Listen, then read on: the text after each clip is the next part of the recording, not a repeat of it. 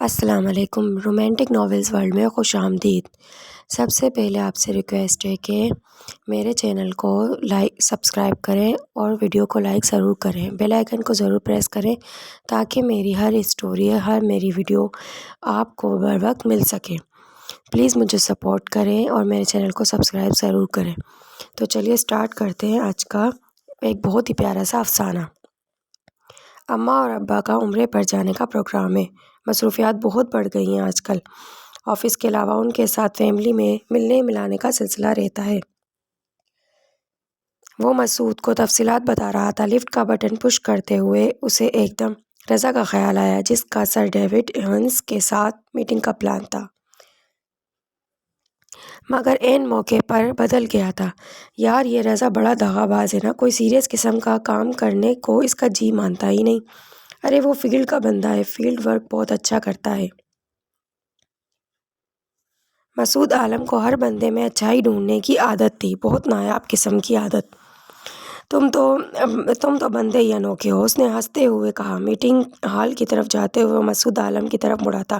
یار آج میٹنگ تم کر لو، آئیڈیا تو زبردست ہے، مگر نو اٹس ٹو لیٹ۔ مسعود کا اطمینان قابل دید تھا۔ اماں وغیرہ کو کچھ شاپنگ کرانی ہے، بڑے ماموں کے ہاں بھی جانا ہے۔ تمہارا مسئلہ پتہ ہی کیا ہے؟ مسعود نے ایک نکتہ ڈھونڈ نکالا تھا۔ کیا؟ وہ ہمدن گوش ہوا۔ سر رضا نے عین موقع پر انٹری دی تھی۔ سر ڈیوڈ آپ کا انتظار کر رہے ہیں، پتہ ہے یار، وہ جھنجھلا سا گیا۔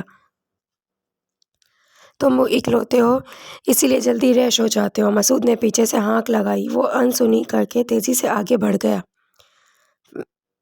فیملی میٹرز اور آفیشل میٹرز کا ملغوبہ ذہن میں لیے وہ میٹنگ ہال میں داخل ہوا تھا۔ مسٹر ڈیوڈ ہینز سے بات کرنے اور ان کے متفق ہو جانے کی امید رکھنے سے بہتر ہے کہ 2 گھنٹے مسلسل جونی کے ساتھ گزار لوں۔ کم از کم بولتا بالکل نہیں اور وفاداری کے اظہار کے طور پر دم تو ہلاتا ہے، اکڑ کے ایک جگہ تو بیٹھا نہیں رہتا کہ گمان گزرے اسٹیچو ہے۔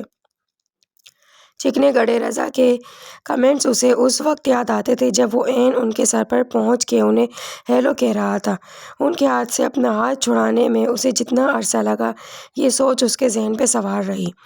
وہ بات کہاں کر پایا تھا؟ نیلم سکندر کے فون تواتر سے اسے آتے رہے تھے۔ اماں کی ناراضی کے وسوسے سے اسے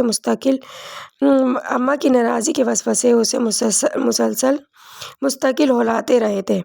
بالآخر آدھے گھنٹے کے بعد وہ معذرت کر کے یہ سوچتے ہوئے اٹھ گیا تھا کہ میں سر ڈیوڈ ہنس کے علاوہ دنیا کے ہر شخص کے ساتھ میٹنگ کر سکتا ہوں، مگر اب وہ شخص نہ جانے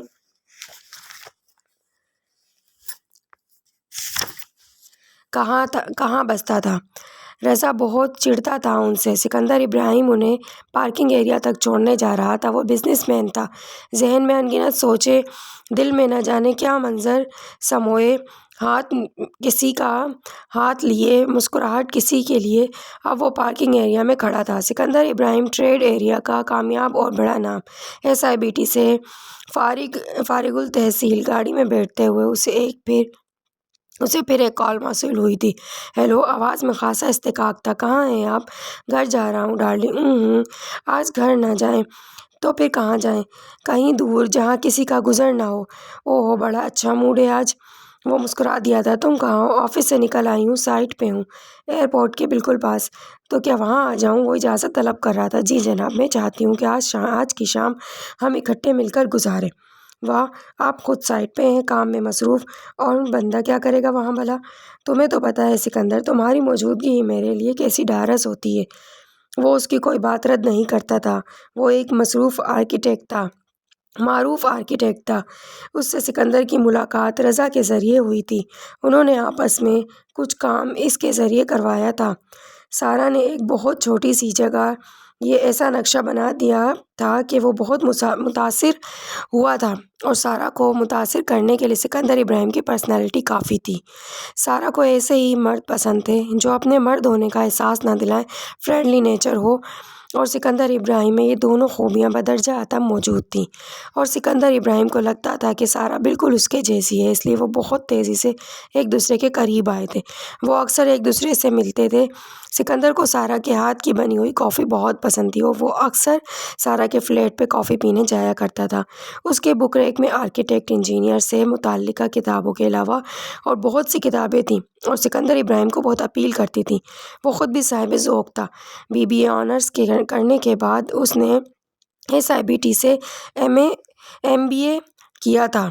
سارا نے اپنا کام مختصر کیا تھا اس کی خاطر، اور وہ بھی بالکل بھول گیا تھا کہ اماں کو آج سفورہ آنٹی کے گھر جانا ہے اور کل اماں ابا کی فلائٹ ہے اور وقت بہت کم ہے۔ نیلم سکندر کے فون اسے ڈسٹرب کرنے لگے تھے۔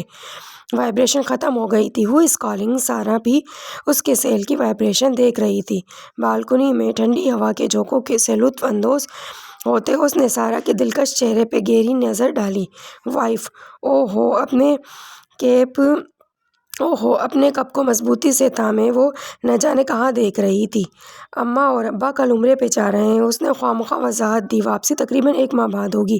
سارا نے دلچسپی سے ایک گہری نگاہ اس پہ ڈالی تھی۔ اماں وغیرہ ڈرائیور کے ساتھ چلے گئے ہیں، موبی آپ کو مس کر رہا ہے۔ بالآخر نیلم نے میسج کر دیا تھا۔ وہ ایک دم ریلیکس ہو گیا تھا۔ میرا ساتھ جانے کا پروگرام تھا مگر آپ جناب کا فون آ گیا، اور اگر تم چلے جاتے تو میں کیا کرتی؟ وہ مسکرایا۔ سارا اسے ہر بار مختلف سی لگی، کچھ پروفیشنل کبھی معصوم سی بھولی بھالی لڑکی، کبھی رازدار دوست۔ اماں وغیرہ سو گئے کیا؟ وہ تقریباً 10 بجے گھر میں داخل ہوا تھا مگر گھر میں سناٹا بول رہا تھا۔ نیلم نے بس آہستہ سے سر ہلانے پہ اکتفا کیا تھا۔ موبی بھی آپ کو پتہ ہے وہ 9 بجے تک سو جاتے ہیں۔ اماں ابا کی فلائٹ شام 7 بجے کی ہے نا؟ وہ بستر کی نادیدہ شکنیں درست کر رہی تھی۔ کھانا لاؤں؟ نہیں، بالکل بھوک نہیں ہے۔ دودھ؟ ہاں، دودھ گرم کر کے لا دو۔ اس نے ٹی وی کا ریموٹ پکڑ لیا۔ وہ دودھ کا گلاس اس کے پاس رکھ کر بیڈ کی طرف چلی گئی۔ ہیڈ فون اپنے کانوں پہ لگائے وہ ٹی وی کے چینل بدلنے لگا۔ سائیڈ لیمپ آن کیے وہ اس کی پشت کو دیکھتے ہوئے گہری نیند سو گئی تھی۔ نہ جانے کب سے ان کی یہی روٹین چل رہی تھی۔ وہ مسز نیلم سکندر تھی، اماں کی دور پرے کی بہن کی بیٹی، ایک بے جوڑ شادی کی رفیق۔ سکندر کو اس سے شکوہ تھا کہ وہ بہت کم گو ہے۔ سرد مزاج، ٹھنڈی ٹہار اور آئس کریم ہمہ وقت تو اچھی نہیں لگتی۔ کبھی کافی، کبھی چائے اور کبھی گرم گرم دودھ کو بھی من کرتا ہے، اور وہ سمجھتی تھی کہ سکندر اس پہ توجہ نہیں دیتا۔ وہ اسے اس منظر کی حیثیت دیتا ہے جسے دیکھنا ایک روٹین بن گیا ہو اور دیکھنے والے کو یہ بھی پتہ نہ ہو کہ وہ منظر کون سے رنگوں کا مجموعہ ہے۔ ان کے درمیان ایک خلیج تھی، اور خلیج جتنی دیر رہے اتنی بڑھتی جاتی ہے۔ وہ نظریہ ضرورت کے تحت ایک چھت کے تلے رہنے والے 2 نفوس تھے، اور اماں کو تو پتہ بھی نہ تھا کہ وہ کیا ظلم کر بیٹھی ہیں۔ نیلم بہت کم گو ہے اور سکندر بہت مصروف رہتا ہے، یہ ان کا ذاتی خیال تھا، مگر حقیقت یہ تھی کہ اس ساکن سمندر کی تہہ میں ہمہ وقت طوفان اٹھتا رہتا تھا، اور سکندر ابراہیم نے اپنا وقت باہر بتانا شروع کر دیا تھا۔ مرد کی محبت ٹھہرے ہوئے پانی کی طرح نہیں ہوتی۔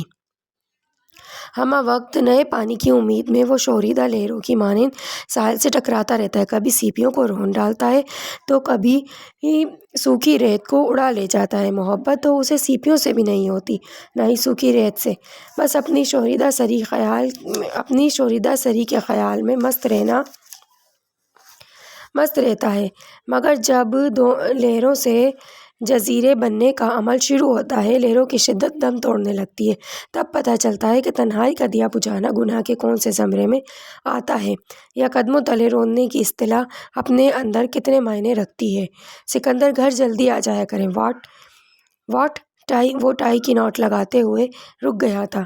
کتنے عرصے بعد اس نے کوئی فرمائش کی تھی۔ اصل میں گھر بالکل اکیلا ہوتا ہے، مجھے تھوڑا ڈر سا لگتا ہے۔ مجھے اکیلے رہنے کی عادت بھی نہیں ہے۔ وہ بے ربط سی ہو رہی تھی، جیسے کسی اجنبی سے بات کر رہی ہو یا کوئی ماتحت اپنے افسر اعلیٰ کے آگے صفائی دے رہا ہو۔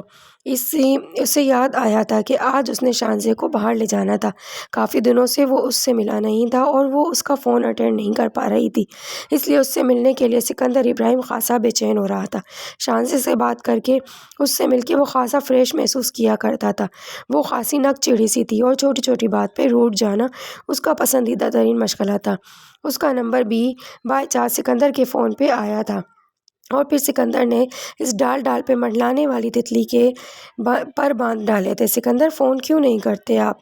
اس کی بھیگی آواز سننے کے لیے وہ جان بوجھ کر فون کرنے میں طویل وقفے دیا کرتا تھا۔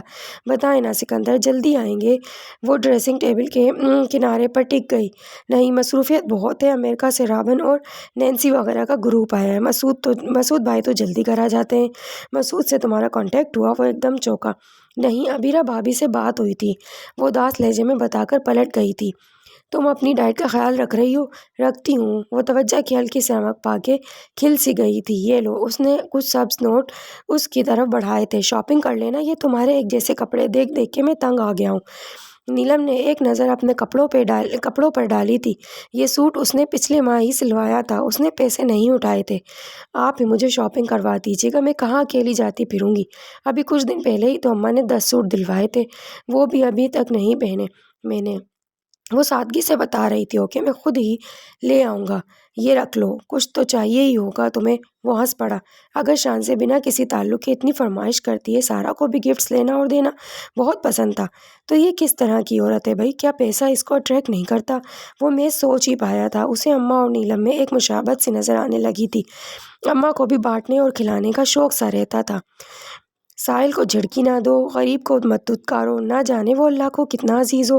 وہ اکثر کھانے کی میز پہ یہی باتیں دہرایا کرتی تھی اور سکندر ابراہیم کو ازبر ہو چکی تھی۔ اور جب مسعود نے اسے عبیرہ کے متعلق بتایا تھا کہ اسے شاپنگ پہ لے جانا ہے، تو بے اختیار وہ یہ بات شیئر کر بیٹھا۔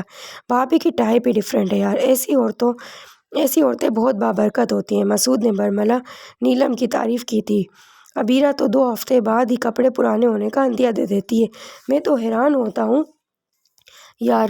وہ بے تکلفی سے صوفہ کم بیڈ پہ نیم دراز تھا۔ پیسہ عورت کی کمزوری ہوتا ہے، مگر نیلم تو شاید ہر معاملے میں سرد ہے۔ ہاں، وہ سارا کا کیا حال ہے؟ ٹھیک ہے یار۔ وہ بات کو گول کر گیا تھا، سارا کے متعلق بات کرنے سے کتراتا تھا۔ کتنی عجیب سی بات تھی کہ وہ اپنی بیوی سے متعلق تقریباً ہر بات مسعود سے شیئر کرتا تھا، مگر اپنی سہیلیوں کے متعلق بات کرنے سے گریزا تھا۔ اس کے ہسبینڈ کا کورس کمپلیٹ ہو گیا ہے، ایروناٹیکل انجینئر ہے نا وہ؟ ہاں، پیپر ویٹ گھما رہا تھا۔ سارا ویسے بڑے دھڑلے کی عورت ہے، بالکل اکیلی رہ رہی ہے یار۔ یہ اپنے ان لاز کے ساتھ کیوں نہیں رہتی؟ مسعود کو نہ جانے کیا خدشات لاحق تھے۔ یہ اس کا پرسنل معاملہ ہے۔ اس کا لہجہ سرد ہوا، نہ جانے کیوں مسعود کے منہ سے سارا کا ذکر اسے برا لگنے لگا تھا۔ آپ آج جلدی آ جائیے گا۔ سارا اور نیلم میں کتنا فرق ہے۔ وہ نیلم کو یاد کرنے سے گریزا رہا تھا، مگر وہ ہر معاملے میں اسے ازبر تھی۔ شانزے کے ساتھ شاپنگ نے اسے بے حد تھکا ڈالا تھا، مگر وہ بہت خوش تھی اور وہ اسے خوش دیکھ کے خوش ہو رہا تھا۔ ہم بعض اوقات دل کو کتنی مشقت میں ڈال دیتے ہیں، خواہ مخواہ کے رشتے جوڑ کے، تعلق بنا کے، بے جوڑ لوگوں سے ناموافق رشتے، ماں سوائے دکھ کے اور کچھ نہیں دیتے۔ جیسے بنجر زمین سے پھل کی توقع رکھی جائے اور سایہ بھی نہ ملے۔ سکندر، مجھے نیا موبائل سیٹ لے دینا۔ کون سا لینا ہے؟ وہ ایک سرسری سی نگاہ اس پر ڈالتے ہوئے بولا۔ پیمنٹ کرتے ہوئے اسے خیال آیا تھا کہ نیلم کے پاس پچھلے 2 سال سے ایک ہی موبائل سیٹ ہے، بالکل نیا۔ اس نے اسے کتنی احتیاط سے رکھا ہوا تھا، اللہ میاں کی گائے ہے بالکل۔ وہ زیر لب مسکرا دیا تھا۔ پھر انہوں نے چائنیز سے لنچ کیا تھا اور لنچ کے دوران بھی شانزے مسلسل بولتی رہی تھی، سکندر یہ، سکندر وہ، سکندر وہ لڑکا مجھے مسلسل گھور رہا ہے، سکندر آج کل مجھے ایک رانگ کال آ رہی ہے، پلیز چیک کر لینا۔ چکن فرائیڈ رائس کا چمچہ منہ میں ڈالتے ہوئے اس نے سکندر کو متوجہ کیا۔ اوکے۔ سکندر نے اس کے موبائل کی طرف ہاتھ بڑھایا، مگر وہ غیر محسوس طریقے سے شانزے کی گود میں منتقل ہوا تھا۔ سکندر، آئس کریم منگوا دینا پلیز۔ وہ بچوں کی طرح ضد کر رہی تھی۔ پھر شانزے کو آئس کریم کھاتا دیکھ اسے موبی اور نیلم کا خیال آیا کہ نیلم اسے جلدی آنے کو کہا تھا۔ شانزے کو اس کے ہاسٹل اتار کے وہ گھر آیا تو موبی حسب معمول سو چکا تھا۔ وہ آنکھوں میں نیند لیے آڑی ترچھی لیٹی ہوئی تھی۔ وہ اس کے وجود سے نظریں چرا رہا تھا۔ آج ہی اماں نے اسے فون پہ بے پناہ نصیحتیں کی تھی، اس کی حالت اس طرح کی ہے، اس کا بے حد خیال رکھنا۔ نیلم وہ پہلی پکار پہ ہی اٹھ کے بیٹھ گئی تھی۔ آپ آ گئے؟ نہیں، چلا گیا ہوں۔ وہ چڑ گیا۔ یہ لڑکی کیوں نہیں مجھ سے میں اتنے غلط کام کرتا ہوں، اس کا حق باہر بانٹ کے آتا ہوں، مگر اسے فرق کیوں نہیں پڑتا؟ وہ جھنجھلا گیا۔ طبیعت ٹھیک ہے نا تمہاری؟ وہ سائڈ ٹیبل سے اخبارات اٹھا رہا تھا۔ کھانا کھائیں گے آپ؟ نہیں، کھا چکا ہوں۔ وہ خاموشی سے اس کے پیچھے پیچھے چل رہی تھی۔ دودھ گرم کر کے لا دوں؟ تم نے پی لیا؟ نہیں تو پیا کرو نا، اب پراپر ڈائٹ تو تم لیتی نہیں ہو، نہ جانے کس پہ احسان کرتی ہو۔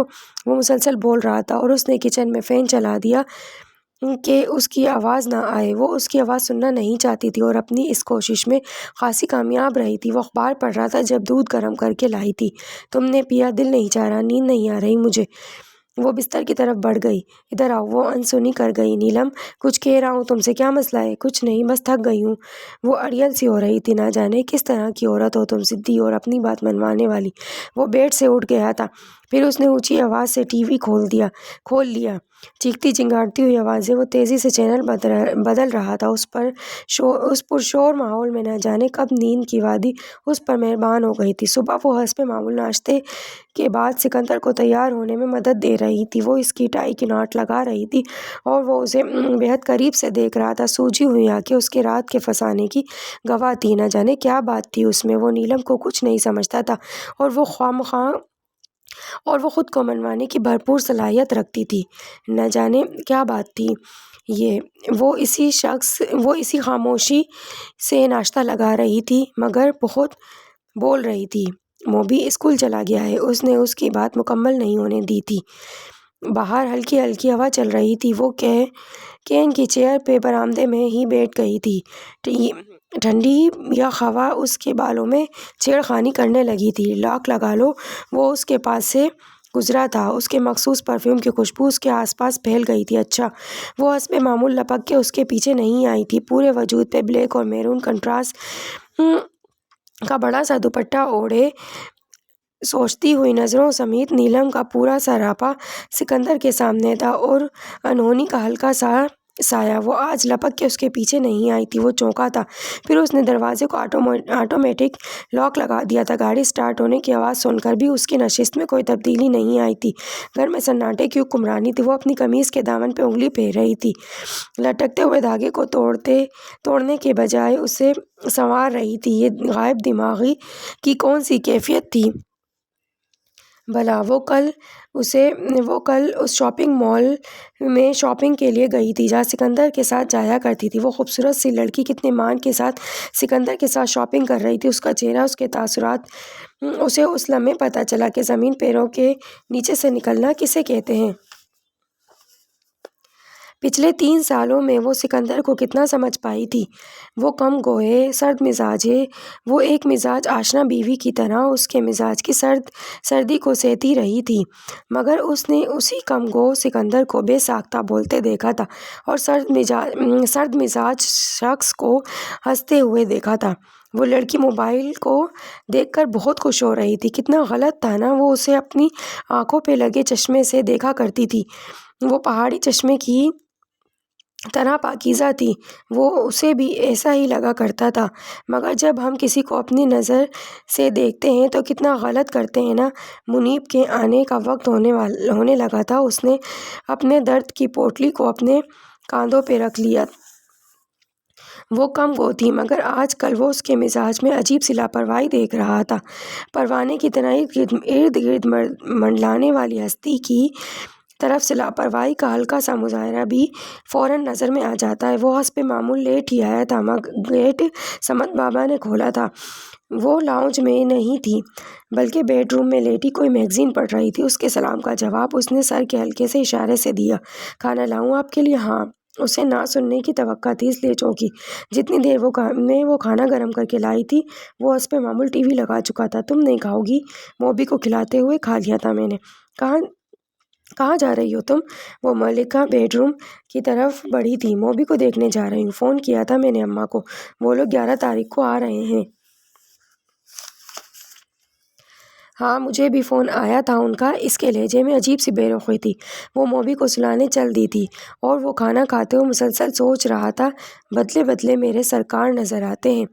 دکھ اور سکھ کی بھی ایک حد ہوتی ہے۔ دکھ حد سے بڑھ جائے تو آنسو خشک ہو جاتے ہیں اور سکھ حد سے بڑھ جائے تو آنسو نکل آتے ہیں۔ انسان پتھر کا بن جاتا ہے۔ یہ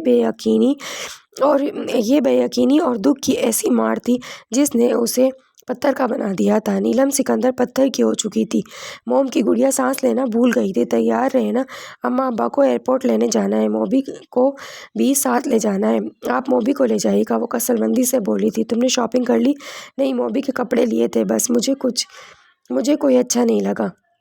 وہ پرفیوم اسپرے کر رہا تھا، اس کے ہاتھ سست پڑے۔ تمہاری چوائس کافی مشکل ہے، اس کے منہ سے بے ساختہ نکلا۔ اس لیے جو مل جاتا ہے وہی لے لیتی ہوں، زبردستی اور جبرن۔ سکندر ابراہیم کو انجانے میں وہ فقرہ چابک کی طرح لگا تھا۔ تمہیں میں بھی تو ایسے ہی مل گیا جبرن۔ اسے لگا تھا کہ اس نے یہ فقرہ بول کر غلطی کی تھی۔ وہ بھی نیلم سکندر کے سامنے، وہ آئینے میں اس کے چہرے پہ آنے والی شفاف سی چمک دیکھ رہا تھا۔ زیادہ تر میرے ساتھ ایسا ہی ہوتا ہے۔ وہ پلٹنے کو تھی، جو میں نے پوچھا ہے اس کا جواب دو۔ اس نے جھٹکے سے اسے روکا تھا۔ میرے پاس اس سوال کا کوئی جواب نہیں ہے۔ کیوں، تم کسی اور کو پسند کرتی تھی؟ وہ ایک دم ہی مشکوک ہو گیا تھا۔ کیوں کر رہے ہیں اس طرح کے سوالات؟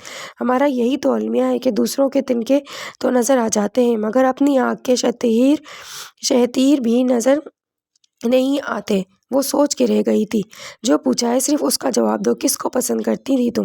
میرے پاس اس فضول سوال کا کوئی جواب نہیں ہے۔ وہ منظر سے ہٹنا چاہتی تھی مگر اس نے ایک اور جھٹکا دے کر اسے روکا تھا۔ ڈریسنگ ٹیبل سے ٹکرانے سے بچنے کی خاطر وہ لڑکھڑا کے دیوار سے جا ٹکرائی تھی۔ اچانک لگنے والی چوٹ بہت زوردار تھی۔ اسے بھی چوٹ لگی تھی، گھومر سا ابھر آیا تھا۔ تو میں ڈاکٹر کے پاس لے چلوں؟ وہ نادم زدہ اٹس اوکے، وہ اٹھ کے چل دی۔ اس نے موضوع کے ٹل جانے پہ شکر ادا کیا تھا اور اس دن وہ آفس نہیں گیا تھا اور نیلم سکندر کو وہ چوٹ بہت ثمر آور لگی تھی۔ موبی کو اس کا ابھرا ہوا ماتھا نظر آیا تھا۔ کیا ہوا ماما؟ چوٹ لگ گئی بیٹا؟ وہ جلدی کھانا پکا رہی تھی اور مگن انداز میں اس کے سوالوں کے جواب دے رہی تھی۔ سکندر کے موبائل کی بپ بجنے لگی تھی۔ وہ لاشعوری طور پہ رک سی گئی تھی مگر گمبھیر خاموشی نے اسے بتایا کہ فون سمیت وہ بیڈ روم سے جا چکا۔ موبی کو اس کا ابھرا ہوا ماتھا فوراً نظر آیا تھا۔ کیا ہوا ماما؟ چوٹ لگ گئی بیٹا؟ وہ جلدی کھانا پکا رہی تھی اور مگن انداز میں اس کے سوالوں کے جواب دے رہی تھی۔ سکندر کے موبائل کی بپ بجنے لگی تھی۔ وہ لاشعوری طور پہ رک سی گئی تھی مگر گمبھیر خاموشی نے اسے بتایا تھا کہ فون سمیت وہ بیڈ روم میں جا چکا ہے۔ اس کی دلچسپی ہر شے سے یکایک ختم ہو گئی تھی، کھانے سے، موبی سے، اپنی تکلیف سے۔ اس لمحے اسے پتہ چلا تھا کہ وہ سکندر ابراہیم سے کتنا پیار کرتی ہے۔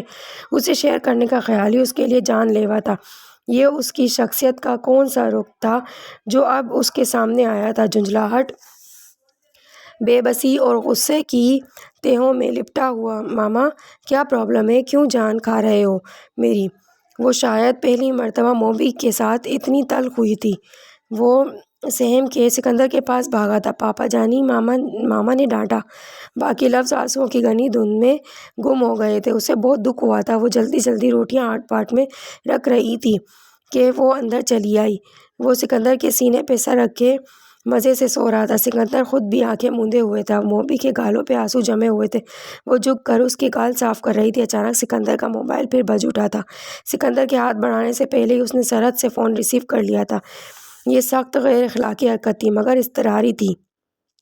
مگر اس کے ہیلو بولنے کی نوبت ہی کہاں آئی تھی۔ سکندر پلیز میری بات سن لو، ایک مرتبہ جان، صرف ایک مرتبہ۔ آنسوؤں میں ڈوبی ہوئی آواز۔ سکندر نے ہاتھ بڑھا کر اس سے فون لے کر آف کر دیا۔ وہ خاموشی سے سکندر کی شکل دیکھ رہی تھی جہاں سکوت تو تھا مگر ندامت ہرگز نہیں تھی۔ کون ہے یہ؟ بالآخر وہ بول اٹھی تھی۔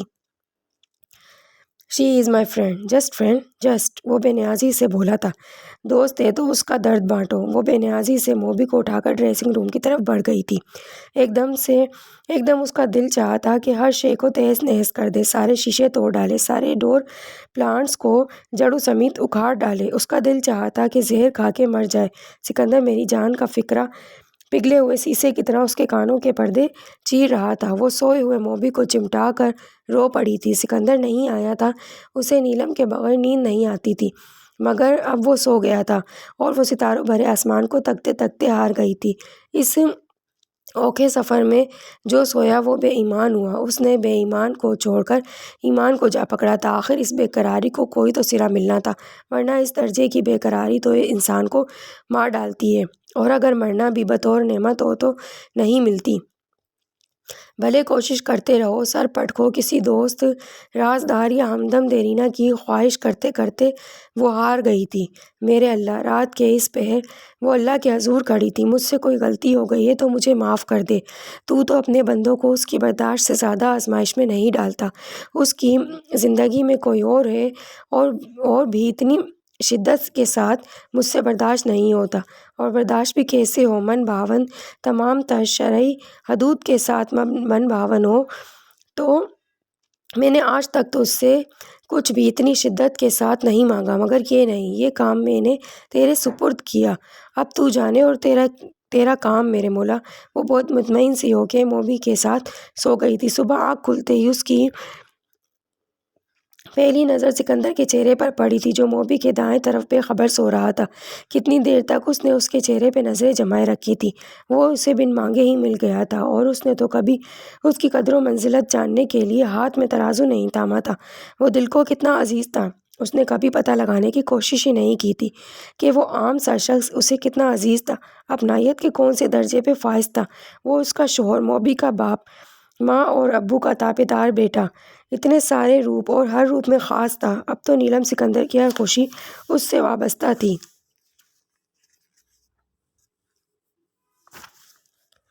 حتیٰ کہ نیلم سکندر کی زندگی کا دوسرا نام سکندر ابراہیم تھا۔ وہ بلا ارادہ کتنی ہی دیر اس کی طرف دیکھتی رہی تھی۔ نماز کا وقت ہو رہا تھا، وہ وضو کی نیت سے اٹھ گئی تھی۔ صبح اسے ناشتہ کرواتے ہوئے، اس کی تیاری کراتے ہوئے وہ بالکل نارمل تھی۔ وہ اس کی پتھریلی آنکھوں میں نہ جانے کیا کوشتا رہا تھا۔ کھانا پکا لینا، اچھا سا، رات کو فلائٹ ہے اماں ابو کی، یہ واحد بات تھی جس کا جواب اس نے سر ہلا کر دیا تھا۔ اس نے دل جمعی سے اماں کی فیوریٹ ڈشز بنائی تھی، اور ابا کا شوگر کی وجہ سے پرہیزی کھانا پکایا تھا۔ وہ ہر بات کو ذہن سے جھٹک رہی تھی، مگر میری جان کی سطح اس کے آس پاس چکراتی رہی تھی۔ سکندر، ایک مرتبہ میری بات چھری اس کی انگلی میں اتر گئی تھی۔ اماں اور ابو کے سامنے اس نے خود کو خاصا کمپوز رکھا تھا، مگر تنہائی ملتے ہی وہ ان کی گود میں سر چھپائے لیٹ گئی تھی، اور ضبط کے بندھن کنارہ ٹوٹ گیا تھا۔ ارے کیا ہوا اماں؟ تو گویا بکلا ہی اٹھی۔ کچھ نہیں اماں، اداس ہو گئی تھی میں۔ وہ بے دردی سے آنسو پوچھ رہی تھی۔ اداس تو میں بھی ہو گئی تھی تم سب کے لیے، مگر اللہ کے گھر سے لو ہی ایسی لگ جاتی ہے کہ کسی اور شے کی حاجت ہی نہیں رہتی۔ وہ بڑا مشکل کشا ہے، حاجت روا ہے۔ وہ اس کے آنسو تھمنے میں نہیں آ رہے تھے۔ وہ تشویش سے اس کا چہرہ دیکھ رہی تھی۔ چھوٹی سی ناک سرخ ہو چکی تھی۔ سکندر سے لڑائی ہوئی ہے تمہاری؟ وہ بالآخر اس ایک نتیجے پر پہنچ ہی گئی تھی۔ نہیں اماں، وہ بھرم رکھنے میں ماہر تھی۔ میں نے اس کا دیر سے کہا تھا کہ تمہارا خیال رکھے۔ بیٹا، اگر کچھ عرصے سیالکوٹ جانا ہے تو چلی جاؤ، کتنے ماہ گزر گئے ہیں۔ وہ سوچتے ہوئے بول رہی تھی۔ نہیں اماں، موبی اسکول جاتا ہے، اس نے دھیرے سے نفی میں سر ہلا دیا تھا۔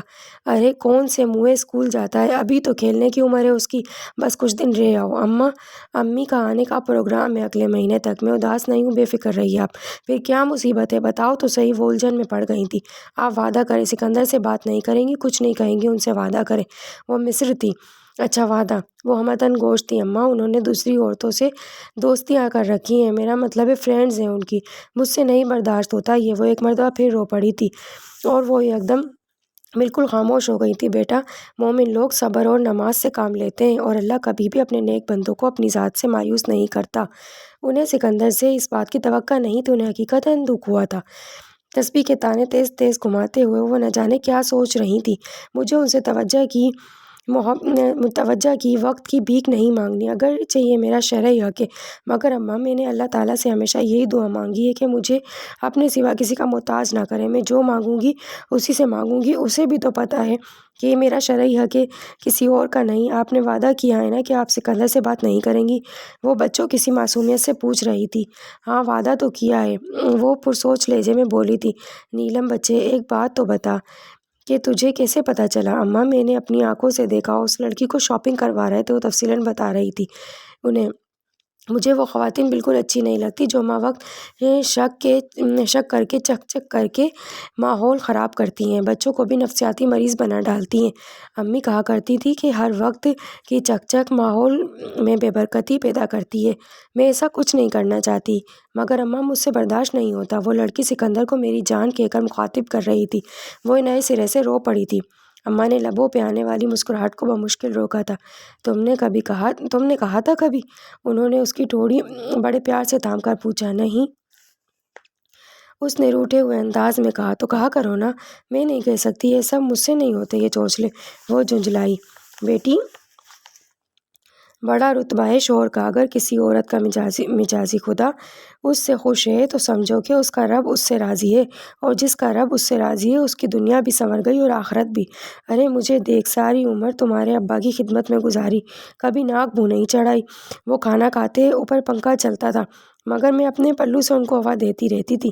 نہ جانے میری بے وقوفی تھی یا محبت، وہ بڑے سادہ لہجے میں بتا رہی تھی۔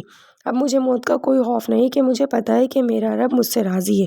یہ چونچلے نہیں ہیں پتر، یہ لگاؤ ہے، محبت ہے، جو شاید تمہیں ہے ہی نہیں۔ نیلم نے تڑپ کر ان کی شکل دیکھی تھی۔ وہ حسب معمول 11:30 بجے گھر میں داخل ہوا تھا، مگر اماں کو لاؤنج میں دیکھ کے ٹھٹک گیا۔ وہ صوفے پہ نیم دراز تسبیح پڑھنے میں مصروف تھی۔ نیلم کہاں ہے؟ سو رہی ہے، اس کی طبیعت ٹھیک نہیں ہے، میں نے کہا اسے جا کے سو جاؤ۔ کھانا کھاؤ گے تم؟ نہیں اماں، کھا آیا ہوں۔ چلو ٹھیک ہے۔ وہ اپنے کمرے کی طرف مڑ گئی۔ اب اسے جگانا مت، وہ تنبیہ کرنا نہ بھولی۔ نائٹ بلب آن کیے وہ بے خبر سو رہی تھی۔ ریموٹ کی طرف بڑھتا ہوا اس کا ہاتھ رک گیا۔ اماں کی چہیتی، جگانا مت، بڑی قیمتی نیند ہے، وہ چڑھتے ہوئے سوچ رہا تھا۔ موبی پاپا کی جان۔ وہ ڈریسنگ روم کی طرف بڑھا، خالی ڈریسنگ روم، منہ چڑھا رہا تھا، یقیناً اماں کے پاس ہوگا۔ وہ منہ بنائے واپس پلٹ آیا۔ گرم دودھ کے بغیر نیند نہیں آ رہی تھی۔ تواں نوکرہن اسے خود کچن میں جانا پڑا۔ اس رات اس نے نیلم سکندر کو بہت مس کیا تھا۔ وہ اسے ڈھونڈتا رہا تھا اور وہ بے خبر پڑی سو رہی تھی۔ بعض اوقات نوٹ اویلیبل کا ٹیگ عام سی چیز کو بھی خاص بنا دیتا ہے۔ اماں اس کی خوب ناز اٹھا رہی تھی، کبھی جوس پلایا جا رہا ہے، کبھی محترمہ گود میں سر رکھ کے لیٹی ملتی تھی، تو کبھی سر دبایا جا رہا ہے۔ وہ جل کر رہ گیا۔ السلام علیکم اماں، لٹ مار انداز میں سلام کیا گیا۔ وعلیکم السلام، انہوں نے بڑے مصروف انداز میں جواب دیا۔ وہ تیل کی مساج کر رہی تھی۔ وہ آج مغرب کے بعد گھر میں موجود تھا۔ یہ تیل والا سر لے کر کمرے میں نہ آنا، وہ دھمکی دینے والے انداز میں کہہ کر کمرے کی طرف بڑھ گیا تھا۔ اماں کے چہرے پر بڑی معنی خیز مسکراہٹ پھیلی تھی۔ رات کے کھانے پہ وہ گویا سیکھ پا ہی ہو گیا تھا۔ اس کے سر پہ تیل پورے تمتمراک کے ساتھ موجود تھا۔ تم آج کہیں اور بندوبست کر لو، تمہیں پتہ تو ہے کہ مجھے تیل کتنا برا لگتا ہے۔ ابو کے چہرے پہ بھی ہلکی سی مسکراہٹ در آئی تھی، جسے وہ کمال مہارت سے چھپا رہے تھے۔ ارے تمہیں نہیں پتہ، سیال کوٹ بھجوا رہی ہوں اسے، بال اتنے خراب ہو رہے تھے، سوچا کہ تیل لگا دوں۔ سریا کا فون آیا تھا، اداس ہو رہی تھی نیلم کے لیے۔ وہ چاول سے بھرا چمچہ منہ میں ڈالنا بھول گیا تھا۔ یہ فیصلہ کس نے کیا؟ میں نے، اماں نے مضبوط لہجے میں کہا۔ اماں یہ میری بیوی ہے تو بچے، میں نے کب انکار کیا ہے؟ وہ میاں کی پلیٹ میں سلاد ڈال رہی تھی۔ اماں دیٹس ناٹ فیئر، وہ احتجاجاً واک آؤٹ کر گیا تھا۔ وہ تڑپ کے اٹھنے کو تھی۔ بیٹی رہو، بھوک کا کچا ہے، خود ہی کھانا کھا لے گا۔ انہوں نے جلالی انداز میں اسے روکا تھا، مگر وہ بھی جلالی ماں کا جلالی بیٹا تھا۔ تھوڑی دیر بعد وہ ہاتھ میں چابی پکڑے نکلا، ٹیبل کو ٹھوکر رسید کی اور دروازہ زور سے بند کرتے ہوئے باہر نکل گیا۔ گاڑی سٹارٹ ہوئی تھی۔ سمت بابا پہ گونجدار آواز میں دروازہ بند کرنے کا حکم دیا گیا تھا۔ وہ چمچہ تھامے پسماندہ سی بیٹھی تھی۔ ابو خاموشی سے موبی کو گود میں بٹھائے خبرنامہ دیکھنے لگے تھے، جہاں کچھ دل دہلا دینے والے دہشت گردی کے واقعات دکھائے جا رہے تھے۔ نیلم خوف اور مایوسی کے عالم میں برتن سمیٹ رہی تھی۔ وہ بھول گئی تھی کہ اس نے اپنا معاملہ خدا کے سپرد کر رکھا تھا اور وہی حل نکالنے والا تھا۔ وہ اور مسعود KFC میں ڈنر کر رہے تھے۔ وہ کھانا کھا رہا تھا، بول زیادہ رہا تھا۔ یار مسعود، یہ لڑکیاں کتنی کامیاب ایکٹر ہوتی ہیں۔ مسلسل 2 دن تک روتے ہوئے میری منتیں کرتی رہی، اور پھر میں نے اسے کل ایک لڑکے کے ساتھ ایک پبلک پلیس پہ دیکھا۔ یار، عورت دنیا کی سب سے ناقابل بھروسہ چیز ہے، اس نے گویا نتیجہ نکالا تھا۔ جب آنسو بہاتی ملے تو سمجھو کہ سرین جھوٹی ہے، ڈرامہ باز ہے، کیونکہ سب کے سامنے آنسو بہانے والی عورت سچی ہو ہی نہیں سکتی۔ اس موضوع پر تمہیں باقاعدہ ایک کتاب لکھنا چاہیے، مسعود نے نہایت سنجیدگی سے کہا۔ سکندر تھیوریز کے نام سے؟ اچھا ہاں، اس سارا جیس کا کیا بنا؟ مسعود کو اچانک یاد آیا تھا، یار وہ اس کا ہسبینڈ آیا ہوا ہے آج کل ان دنوں، وہ میرا فون ریسیو ہی نہیں کرتی۔ اس کے لہجے میں شکستگی نمایاں تھی۔ کتنی عجیب سی بات ہے نا، مگر تم میری بات کہاں سمجھو گے؟ میں ٹھہرا، تمہارے خیال میں تبلیغی بندہ؟ مسعود الجھن بھرے لہجے میں بول رہا تھا، مذہب ہر بندے کا ذاتی معاملہ ہوتا تو ہے، مگر تمہیں پتہ ہے سکندر، نکاح کے لیے بہترین عورت وہ ہے جو پارسا ہو۔ شوہر کی امانت میں خیانت کرنے والی عورت تو باحیا کہلانے کی مستحق نہیں ہے۔ کیسی خیانت؟ ہم جسٹ فرینڈ ہیں۔ سکندر جھنجھلا سا گیا۔ کس کو دھوکہ دے رہے ہو تم؟ مسعود نے گویا آج سارے حساب بے باک کرنے کا تہیہ کر لیا تھا۔ تمہیں